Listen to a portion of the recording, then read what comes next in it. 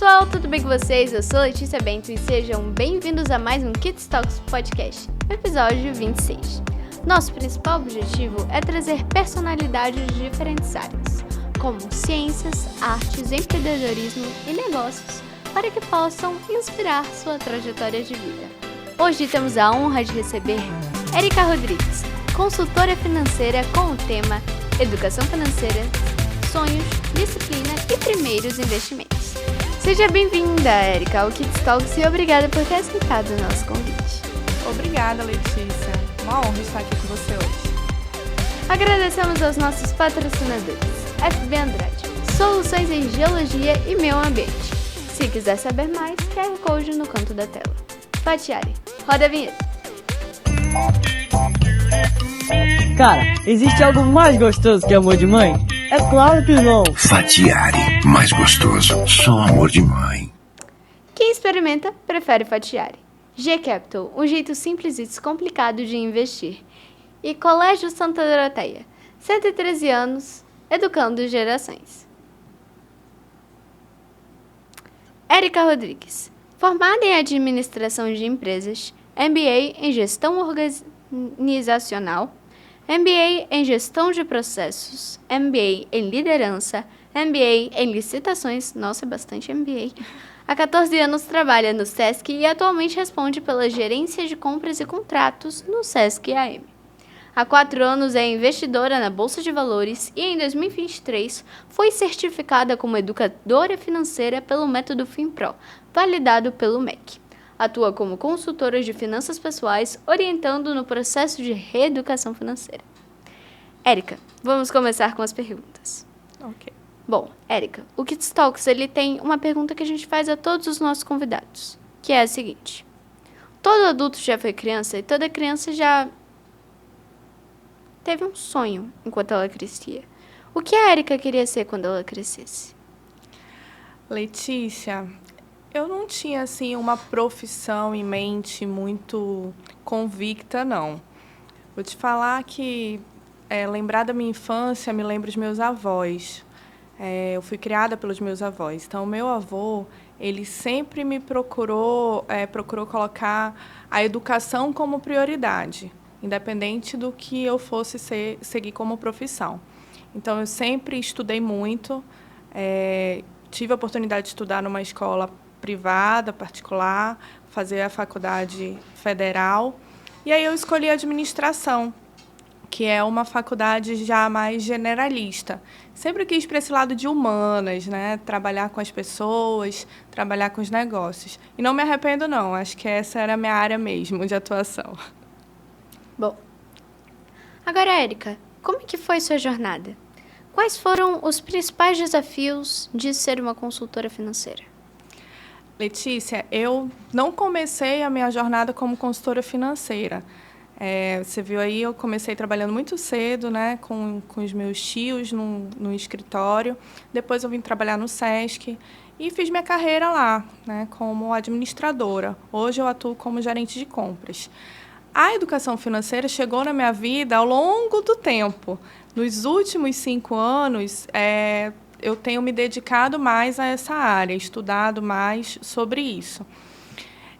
Com a educação financeira, eu comecei investindo na Bolsa. Porque, assim, eu queria fazer alguma coisa do meu dinheiro. Eu sempre tive uma mentalidade poupadora, uma mentalidade financeira. Eu sempre estive preocupado com isso e tive dicas, dava dicas para os meus familiares, para os meus amigos e tudo mais. Mas eu nunca tinha levado isso como uma profissão de fato.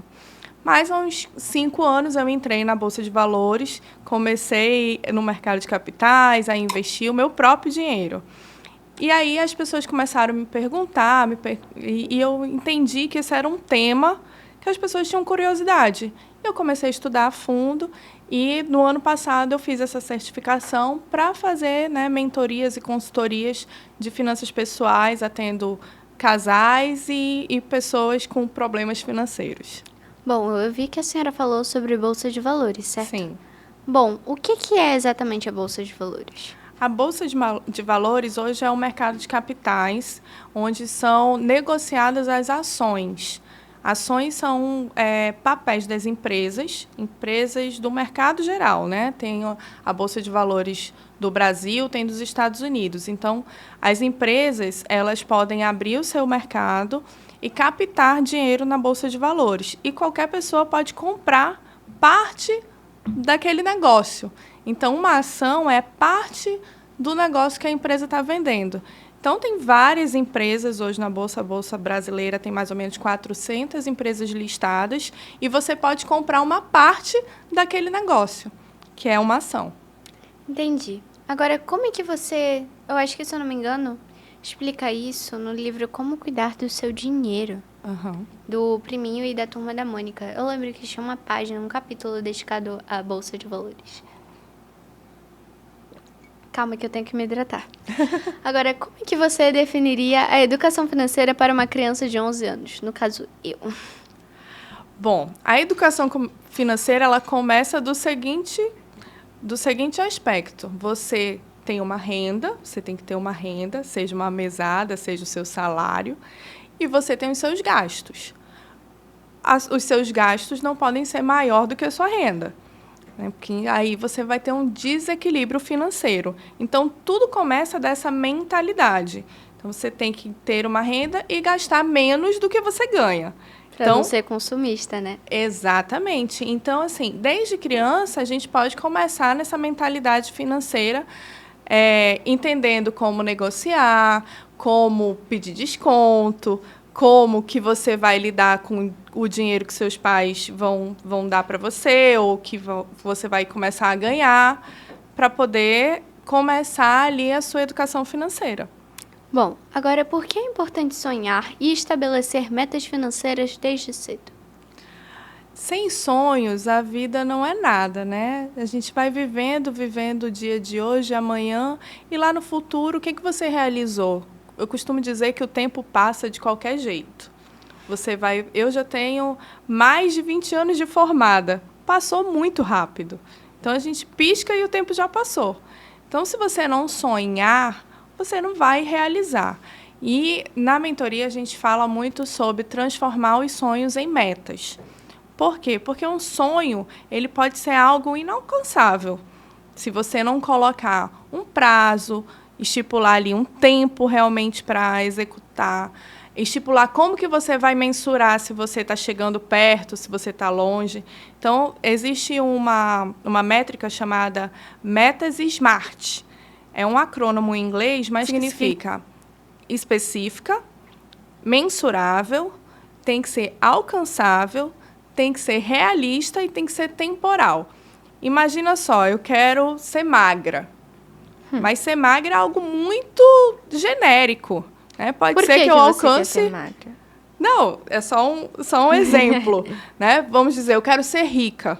Quero ser rica é muito genérico. Você quer ser rica quando? Quanto que você vai ter que ter de dinheiro ou de investimento para ser rica? É alcançável? Em quanto tempo você quer alcançar? É mensurável? Você vai conseguir mensurar isso mês a mês, se você está chegando perto da sua meta? Então, você precisa colocar isso em números. Os sonhos, eles têm que ser traduzidos em números para poder ser alcançáveis. Bom, agora temos vários pais nos assistindo, né, nesse podcast. Então, agora, uma pergunta para os pais. Como é que os pais podem ensinar os seus filhos a se educar financeiramente? Esses livros de educação financeira são bem interessantes, né? Eu acho que toda criança deve começar a ler, e os pais podem ler em conjunto com os filhos.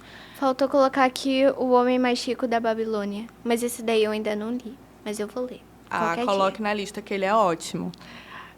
Então, por quê? Porque na escola a gente não aprende, de fato, nada sobre educação financeira. Muito pouco. Agora, ultimamente, algumas escolas têm incluído isso no seu currículo. Mas é difícil. Na minha época, nós não estudamos, né? Então, estuda algumas fórmulas dificílimas e não estuda juros compostos, não estuda dívidas, não estuda cartão de crédito.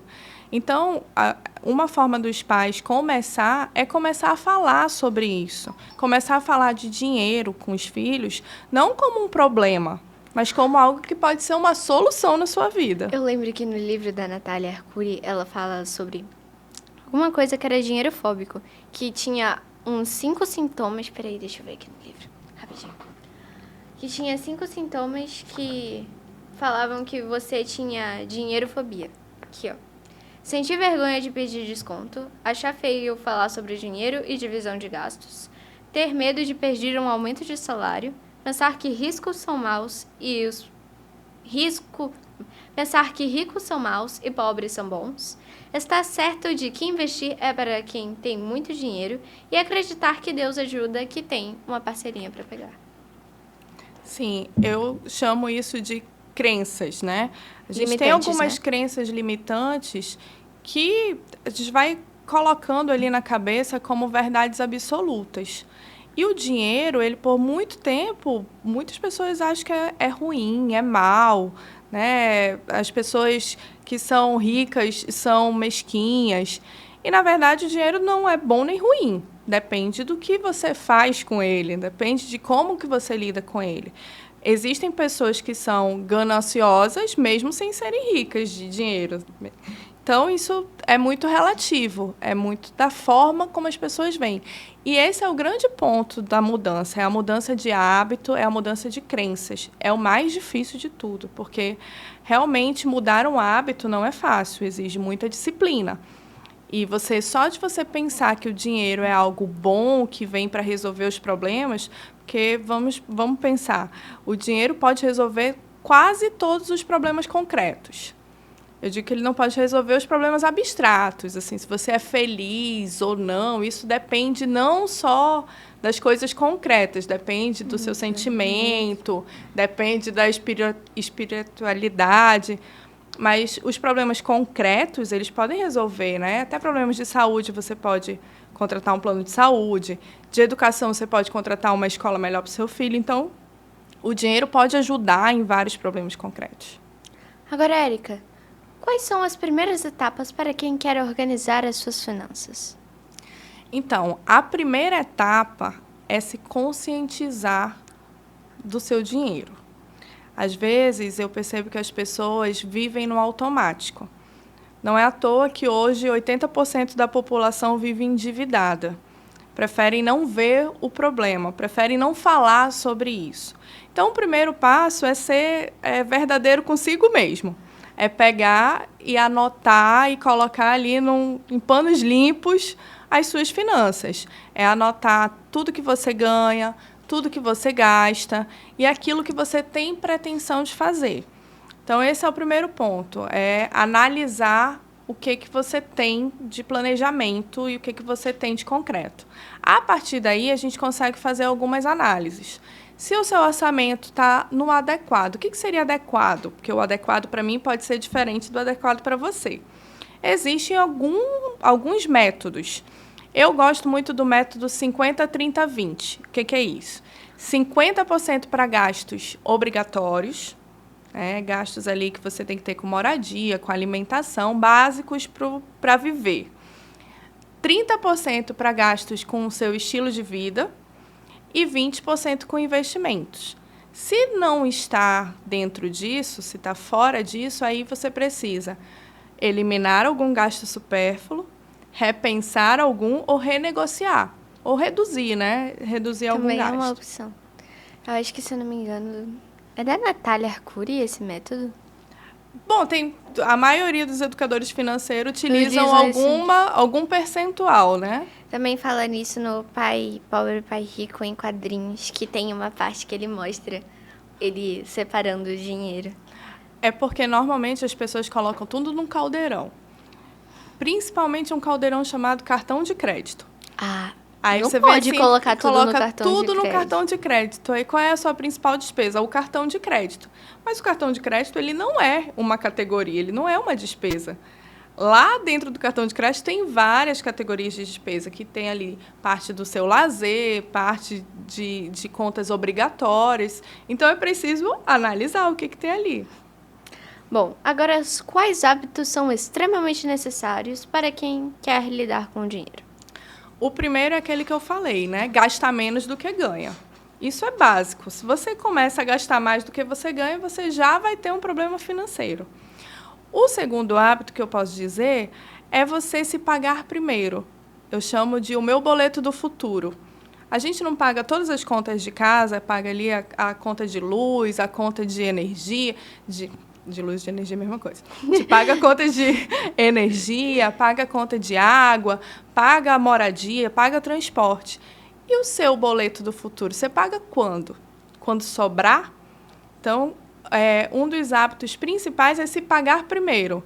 É separar o dinheiro que você recebe e já pensar ali num futuro, num investimento.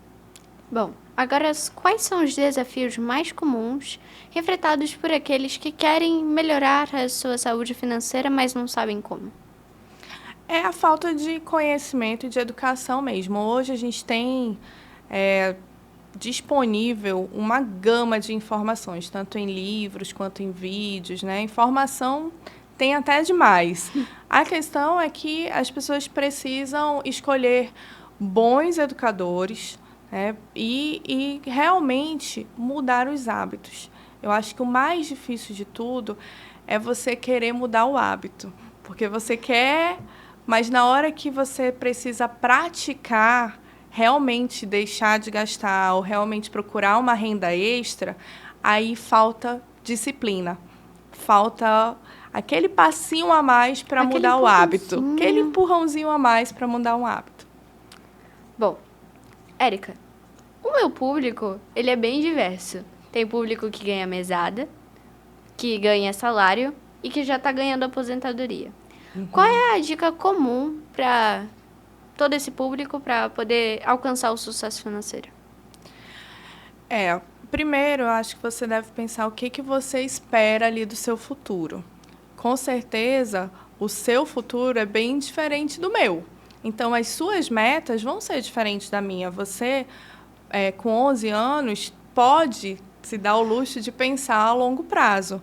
Então, você pode começar a investir hoje em algo que tem um pouquinho mais de risco, porque você vai investir a longo prazo. Agora, as pessoas que já estão numa idade de aposentadoria não têm mais tanto tempo. Então, precisa ter um outro tipo de investimento, um outro tipo de objetivo. Então, a primeira coisa é definir qual é o seu objetivo a longo, médio e curto prazo. Porque aí a gente consegue adequar tanto os investimentos quanto o seu orçamento mensal. Bom, agora, o que são investimentos e por que eles são tão importantes? Bom, investimento é tudo aquilo que te rende uns juros.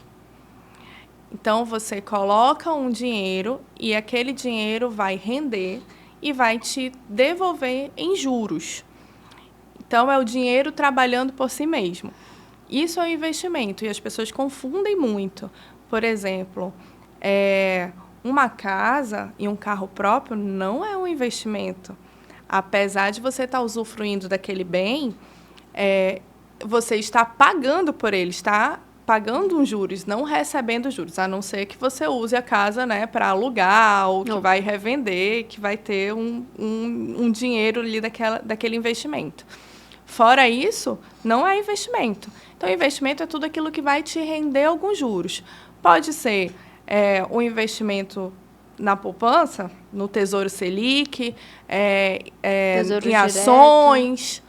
E pode ser uma casa alugada, um bem que você aluga e que você vai ter um juros sobre aquilo. Então, é tudo que te rende uns juros. Tipo, por exemplo, vender garrafinha na rua, você comprar a garrafa é seu investimento? A garrafa é teu produto. Não. E Tipo, aí você vai receber os juros sobre aquele produto. Você vendeu, vai ter um lucro, né? Então, é um produto que você está vendendo e você vai ter um lucro. Ah, entendi. Agora, para quem é iniciante, qual a melhor forma de investir? Bom, a melhor forma de investir é começar entendendo ali o que você quer fazer do seu dinheiro no futuro. Então, se você quer, por exemplo, começar a guardar pequenas parcelas, hoje em dia a gente tem investimentos seguros e baratos, Todo investimento ele tem uma tríade. Depende de liquidez. Então, o que é a liquidez? É o período que você quer deixar investido.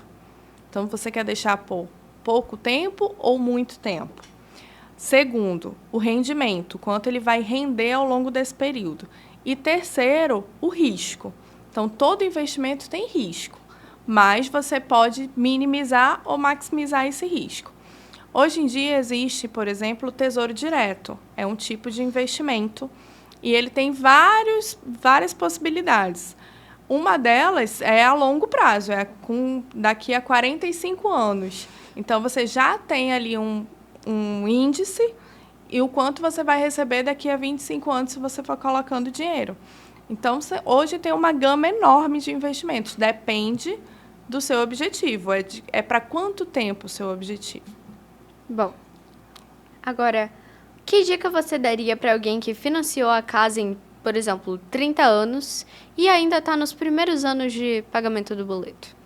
Bom, essa dica eu posso falar com propriedade porque eu fiz isso, né? A minha primeira casa foi financiada com 30 anos.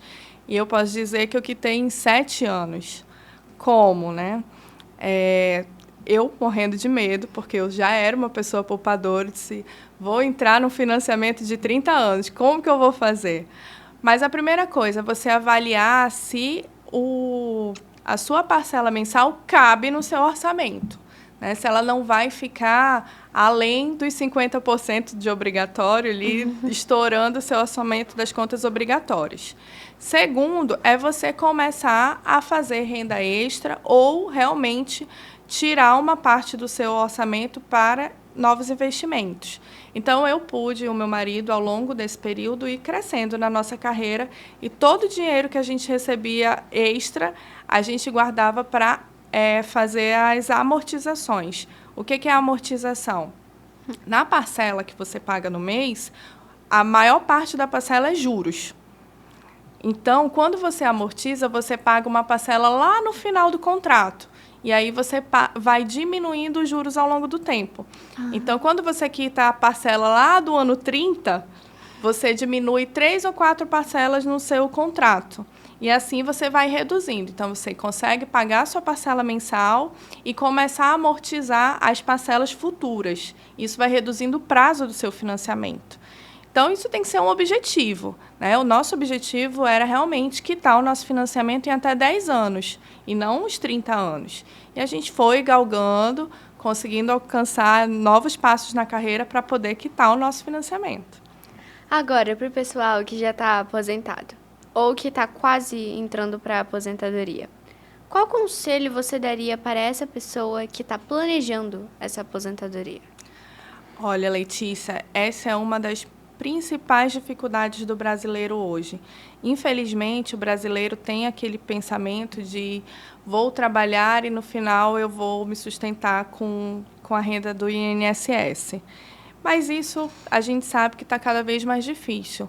Menos de 1% dos aposentados que vivem com o INSS vivem somente com o salário do INSS, precisam de ajuda de parentes, de amigos. Então, se você não puder pensar no seu futuro, ele vai chegar. As pessoas dizem assim, e se eu morrer amanhã, né? E se você viver até 90 anos, como que vai ser a sua vida na aposentadoria? Dependendo da ajuda de amigos, de colegas, de familiares. Então, assim, o investimento para o futuro, ele é primordial. Você tem que realmente separar uma parte do seu dinheiro e começar a fazer investimentos. Porque os juros compostos, ele é maior ao longo do tempo, né? Ele é exponencial ao tempo. Quando você vê a fórmula dos juros compostos, ele é exponencial ao tempo. Então, quanto mais você deixa, os juros trabalham por você. É um dinheiro que trabalha e rende por você. Então, você começa a aportar agora com 11 anos, quando você tiver 65, você está com a aposentadoria garantida, com a liberdade financeira garantida, sem precisar depender só do INSS. Bom, agora vamos para o nosso quadro A Hora da Caneca. Oferecimento Olha a Caneca. Oferecimento Olha a Caneca. A lembrança perfeita para o seu cliente ou convidado. Agora, se sua empresa ou se o seu evento precisar de uma caneca linda como esta, acesse o QR Code no canto da tela para falar com o pessoal da Olha Caneca. Bom, Érica, eu irei fazer algumas perguntas aleatórias ou pessoais e você responde do jeito que quiser. Se você pudesse dar um conselho para a Érica adolescente, qual conselho seria e por quê? Eu teria começado a entender de investimentos antes, porque, como eu falei, os juros compostos ele é exponencial ao tempo. Então, isso faria toda a diferença na minha vida. Eu teria gasto menos e investido mais ao longo desse tempo. Bom, a Isabelle Nogueira, a nossa cunhã que participou do BBB, ela irá ganhar muito dinheiro nos próximos meses com publicidade e shows. Agora, se você fosse mentora dela, quais conselhos você daria para ela? Eu diria para ela continuar vivendo com a renda desses investimentos e não pensar no valor como um todo. Porque as pessoas, muitos ex-BBBs e ganhadores de loteria, já perderam todo o seu dinheiro, o dinheiro que ganharam, infelizmente, por falta de educação financeira. Que a pessoa vê esse valor alto de uma vez e quer sair comprando ativos. No livro Pai Rico, Pai Próprio, ele fala sobre ativos. Então, você vai comprando ativos que não te geram investimento, não te geram lucros, não te geram juros. E você vai ficando sem a sua renda mensal. Então, desse valor que ela vai ganhar, o importante é ela investir e ela vai ter uma renda desse investimento, os juros desse investimento. Se ela já mudar o patamar de vida dela para esse investimento, já é o suficiente para ela passar aí bons anos bem, sem precisar recorrer a mais nada. Se você pudesse ser mentorada por alguém em qualquer tempo da história e em qualquer local, qual seria e por quê? Eu tenho 2 mentores que eu gostaria de ter tido, né? Os 2 bons velhinhos. A gente tem o Warren Buffett, que é dos Estados Unidos, que é o maior investidor da Bolsa. E a gente tem no Brasil o Luiz Barsi, que é também o maior investidor pessoa física do Brasil. Eles estão vivos ainda, o Barsi já tem mais de 80 anos. Então, eu gostaria de ter aprendido com ele, pessoalmente. Qual conselho você daria para aquelas pessoas que emprestam um cartão de crédito? Não empreste. Dinheiro é algo muito particular e muito seu. A gente costuma dizer que primeiro... Sabe aquela dica que quando você entra no avião e a aeromoça diz assim, quando tiver um problema, você primeiro coloca a máscara em você? Sim. Então, assim, o dinheiro ele serve para 3 coisas. Para te trazer segurança e conforto, para realizar os seus sonhos e para ajudar as pessoas. Mas tem que ser nessa ordem. Às vezes as pessoas querem sair ajudando as pessoas sem ter a sua própria segurança. Então, é preciso primeiro colocar a máscara em você, não saia dando seu nome, seu cartão de crédito por aí, que a dívida vai ser sua. Agora, quais são o seu livro ou livros preferidos? Por exemplo, pode ser não relacionado à educação financeira. Então, a biografia do Luiz Barsi é muito, muito legal, porque conta a história dele desde menino, e uma história de uma pessoa pobre que foi galgando carreira na Bolsa de Valores como investidor. Então, mais do que isso, é como a humildade, né, que ele tem. Gosto muito também dos educadores aí que você trouxe, Natália Arcuri. Ela foi uma das primeiras e ela fala muito para a parte de educação básica mesmo, financeira. Apesar de ela não ser economista, ela traz uma linguagem mais fácil para o público. Bom, agora a gente tem uma surpresinha para você, tá? É dinheiro? Aqui, retribuindo o favor que você deu. Ai, que linda! Obrigada! Uma lembrancinha do nosso podcast. Amei! Eu dei a minha, né? Ganhei uma de presente. Aqui Muito a gente obrigada, retribui Letícia. favores. Infelizmente, a gente chegou ao fim da nossa entrevista. Obrigada, Letícia. Foi ótimo participar com você. Agora, tem alguma pergunta que eu fiz que eu não fiz, que a senhora gostaria que eu fizesse? Não pensei. Ok. Qual é a mensagem final que você gostaria de deixar para o nosso público? Eu gostaria de falar um pouco sobre essa questão da educação financeira. Ninguém merece viver endividado, ninguém merece viver sem dormir preocupado com dinheiro.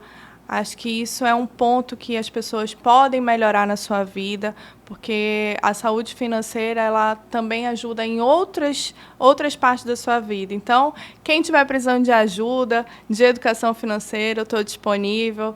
Tem o Instagram investeai.erica, a gente faz as mentorias para quem estiver precisando. Bom, vamos terminando por aqui, depois deste bate-papo super legal. Agradecemos aos nossos patrocinadores, FB Andrade, Soluções em Geologia e Meio Ambiente. Se quiser saber mais, QR Code no canto da tela. Fatiari, roda a vinheta. Cara, existe algo mais gostoso que amor de mãe? É claro que não. Fatiari, mais gostoso, só amor de mãe.